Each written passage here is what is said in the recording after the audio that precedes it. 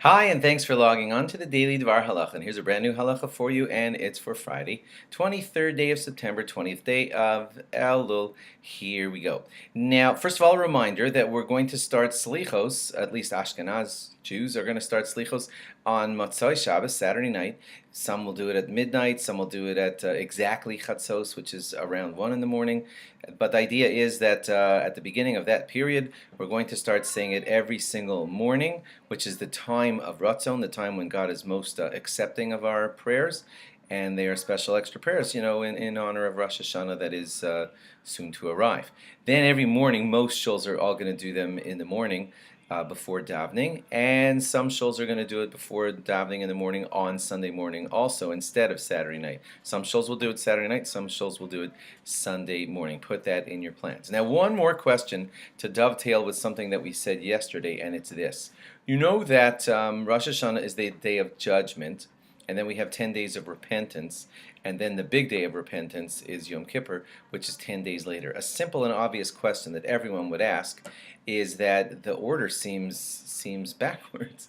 You get judged on Rosh Hashanah, then after you're judged, you spend 10 days repenting, and then you have the big day of repentance on Yom Kippur. And seriously, just a simplistic look at this would say, let's have the day of repentance first. Let's kick it all off with a repentance, and then after 10 days of good repentance, let's end it with Rosh Hashanah, the day of judgment. Wouldn't that make sense?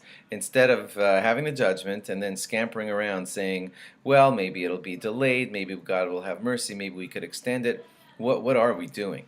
Now, the answer is going to kind of grow out of that same concept that we said yesterday, but I'll repeat it in short here for you, and it's this. Rosh Hashanah, it is the day of judgment, but it sets in motion this grand feeling, this very large, overwhelming feeling that God is the creator and God is the king. And that's key, God is the king. So because we proclaim him as king on the day of Rosh Hashanah, it puts in us, all of us, a tremendous sense of awe. And let's face it, by nature, human beings can be procrastinators.